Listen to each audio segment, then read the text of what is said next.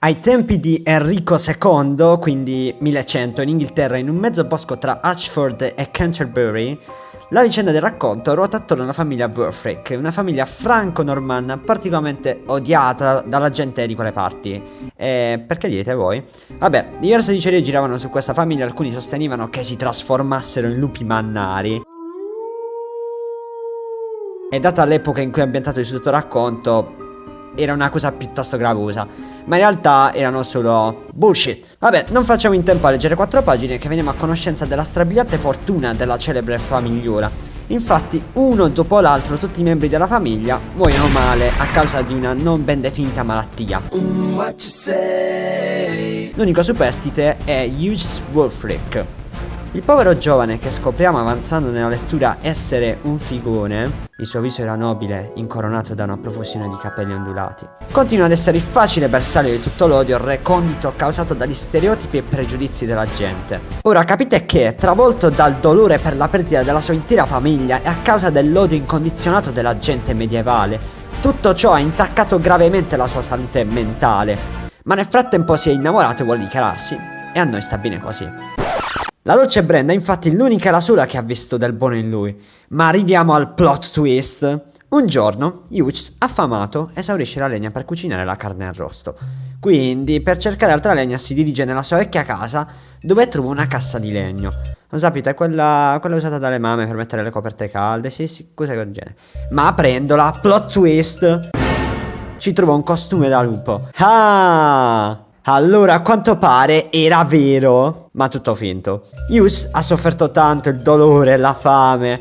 Non si sa come, forse sicuramente impazzito, decide di fare il cosplay del lupo mannaro, dando vita ai nostri peggiori incubi. Affamato e travestito da lupo mannaro, Hughes ricatterà un macellaio innocente, di passaggio sempre dalla stessa strada per il mercato, ogni santo giorno per farsi dare la carne, mostrandogli però soltanto la mano destra. Se non mi dai da mangiare ti mangio. Il macellaio naturalmente è abbastanza superstizioso e pieno di pregiudizi, che per l'epoca medievale è dire parecchio, e accetta questa situazione credendo sin da subito che si trattasse del malvagio Wulfric, ma lentamente cade in depressione. La tenera nipote nuta l'animo afflitto dell'uomo e tenta di risollevarlo, ed è qui che abbiamo un secondo plot twist. La nipote altro non è che Brenda, la crush di Hughes, e naturalmente non crede in una minima parola dello zio, che al contrario dice che Hughes è una bestia. Allora Brenda, preoccupata per questa situazione, convince lo zio a farsi portare con sé all'incontro per la roba, per tagliare la testa al toro e eventualmente scoprire la verità. Naturalmente tutto procede come da prassi, ma Hughes, dopo aver udito la presenza di Brenda, chiederà allo zio di poterla salutare.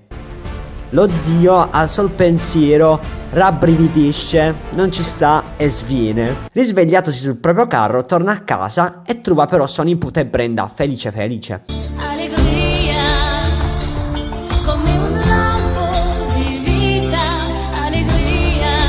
A questo punto vuole solo una cosa: vendetta. Si rivolge dal suo sacrestano di fiducia chiedendogli come eliminare la minaccia. Devi usare una lama d'acciaio. Così, la volta successiva, quando Hughes pone la mano destra per ricevere la carne, con un colpo di netto, lo zio gli taglia la mano. Zaa! Si susseguono momenti di gloria per lo zio, dolore per il giovane che scappa a casa perdendo litri di sangue. Ora capite che lo zio macellaio, tornato a casa sua, mostra la mano dell'ipotetico lupo Wulfric a Brenda, e quest'ultima, scioccata dalla sua visione, corre veloce alla casa del nostro eroe per assisterlo. Stranamente Hughes non è ancora morto dissanguato ed è a letto attendendo non so cosa. Forse è un miracolo. Subito dopo qualcuno bussa alla sua porta. Brenda si nasconde sotto le coperte con Hughes. Quel qualcuno è proprio lo zio, che entra in casa senza permesso. Lo zio, che crede di essere un gran burlone, chiede a Hughes se può legare e affastellare delle fascine per lui. Ma il nostro eroe dice di no e si giustifica dicendo di essere molto malato.